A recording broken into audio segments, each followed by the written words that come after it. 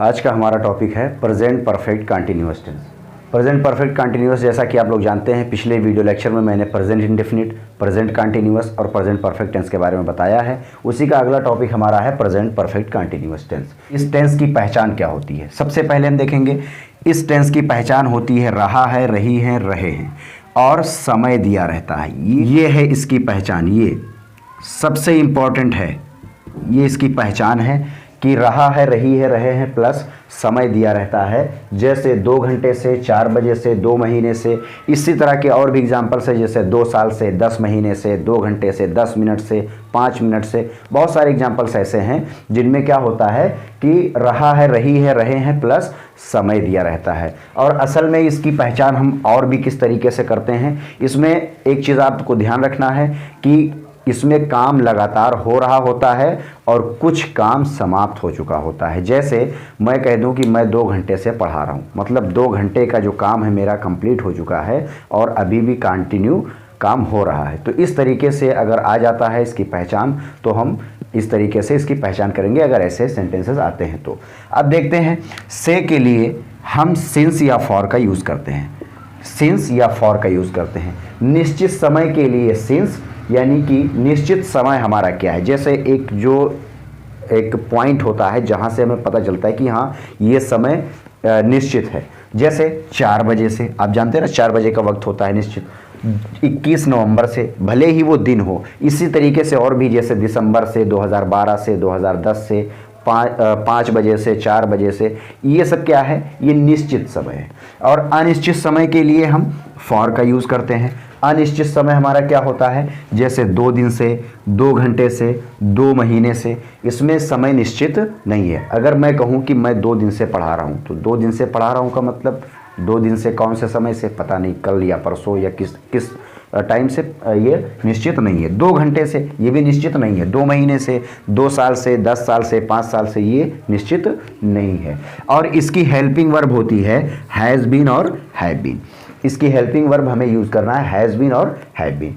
He, she, it या कोई नाम या एक वचन अगर आ जाता है तो उसके साथ हम हेल्पिंग वर्ब हैज़ बीन का यूज़ करेंगे। और आई, यू, वी, दे, बॉयज़ या कोई बहुवचन आ जाता है तो उसके साथ हम हैव बीन का यूज़ करेंगे। अब चलिए हम चलते हैं इसके एग्जांपल्स की तरफ।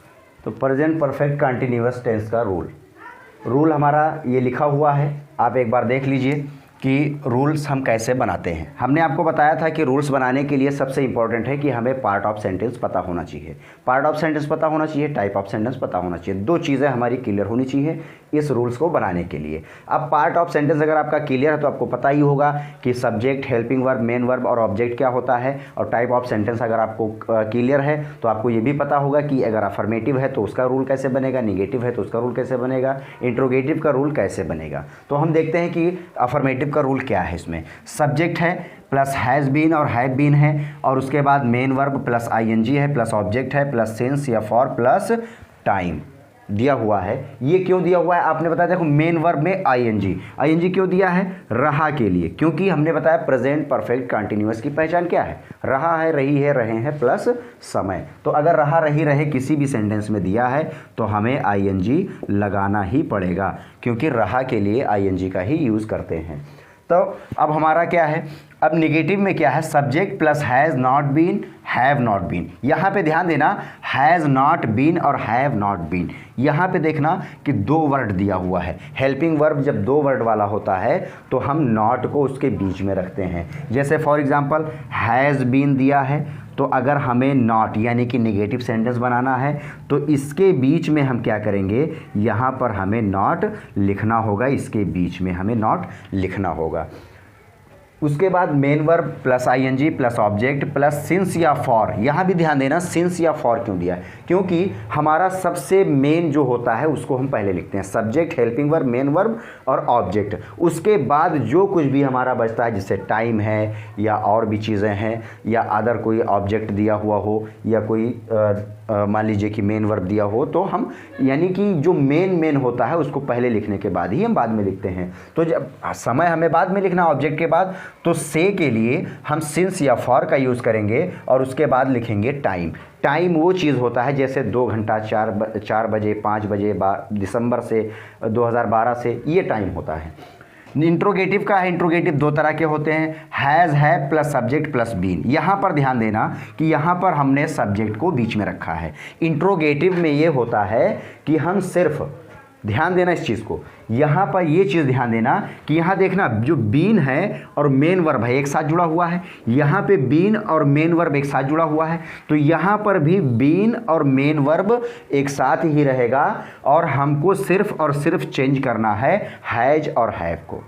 ध्यान रखना, हम इसमें दो वर्ड हैं, हेल्पिंग वर्ब में दो हैं, लेकिन हम मानेंगे उसको एक को हम मेन मानेंगे, तो जो मेन हमारा हेल्पिंग वर्ब होगा हम उसी में बदलाव करेंगे, बाकी दूसरे वाले में चेंजेस नहीं करना है। तो यहाँ पर देखा आपने, देखो हमने हैज़ के बाद नॉट लिखा है, हैज़ के बाद नॉट लिखा, यहाँ हैव के बाद नॉट लिखा, यहाँ पर भी हमने क्या किया, बीन में कुछ नहीं किया, वो यहीं पर रुका हुआ है, बाकी हमने हैज़ और हैव को पहले कर दिया, तो सब्जेक्ट क्या हो गया बीच में। अगर इसी में नॉट लग जाता है तो हम हैज़ और हैव को पहले कर देंगे तो subject plus not plus been हो जाएगा, क्योंकि बीन अपनी जगह पे रुका रहेगा और हम इसके बीच में रखते हैं तो उसके बाद ही रहेगा वो। अब आते हैं कोई सेकंड वाला, question word plus has have plus subject plus been plus main verb में ING plus object plus since या फॉर और प्लस टाइम, क्वेश्चन मार्क लगा हुआ है, ये इंट्रोगेटिव है, इसलिए इंट्रोगेटिव का मतलब प्रश्नवाचक।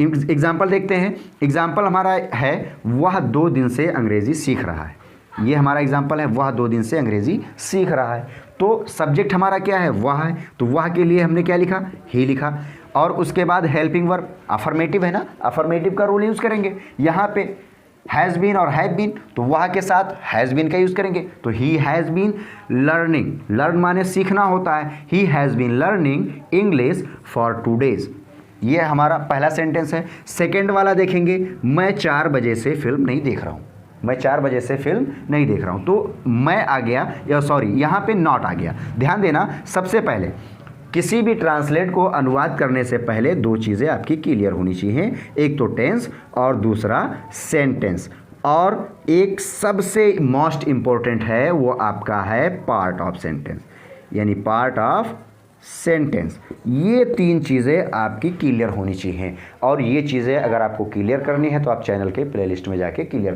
कर सकते हैं।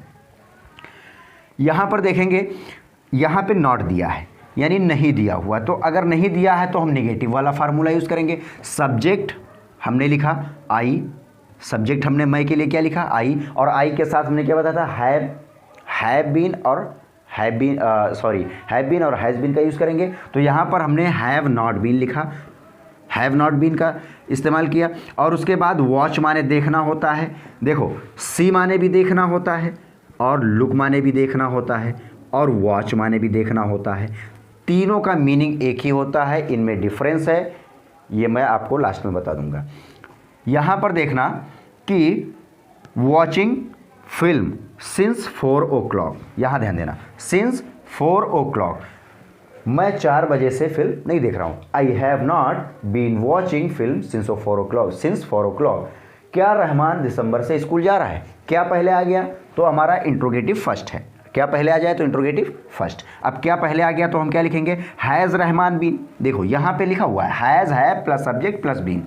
अब हैज़ है दोनों का तो यूज़ हम करेंगे नहीं, हमें एक का यूज़ करना है, सिर्फ हैज़ का। क्यों, क्योंकि रहमान नाम है, नाम के साथ हम हैज़ बीन का यूज़ करते हैं। तो has Rahman been going to school, going यानी मुख्य क्रिया में ING, going to school since December, since December. यहाँ पे देखना सिंस क्यों लगा, क्योंकि दिसंबर एक निश्चित मंथ है ना, आपको पता है। अगर मैं बोलूँ 4 दिन से, तो 4 दिन से क्या पता 4 दिन कौन सा, ये वाला कि उसके पीछे वाला या उसके बाद वाला, पता नहीं ना। लेकिन ये जो दिसंबर है एक फिक्स है, ठीक है। वह सेकेंड हमारा है, वह 2012 से अमेरिका में क्यों रह रहा है, वह 2012 से अमेरिका में क्यों रह रहा है, रही है, रहे, टेंस क्लियर हो गया। समय दिया है, दोनों अगर 2 चीज़ें दी हुई हैं तो हमारा क्या है, प्रेजेंट परफेक्ट कंटीन्यूअस टेंस। अब वह 2012 से अमेरिका में क्यों रह रहा है, क्यों दिया हुआ है। एक एक वर्ड को पढ़ने के बाद आपको तुरंत पता चल जाएगा कि हम इसको कौन से टेंस में लेके जाएंगे, इसमें कौन सा हेल्पिंग वर्ब लगेगा, कौन सा रूल्स लगेगा और कैसे ये बनेगा, जैसे ही आप सेंटेंस को पढ़ेंगे।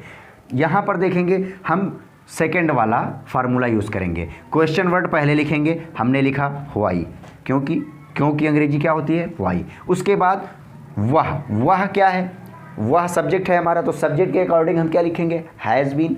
तो यहाँ पे हैज़ ही बीन हो जाएगा, क्योंकि क्वेश्चन वर्ड है ना, यानी इंट्रोगेटिव है। तो व्हाई हैज़ ही बीन, और उसके बाद में रहना यानी मेन वर्ब, हमने लिखा मेन वर्ब की इंग्लिश क्या लिखा, लिव माने रहना, उसी में आईएनजी लगा दिया, लिविंग हो गया, लिविंग इन अमेरिका सिंस 2012।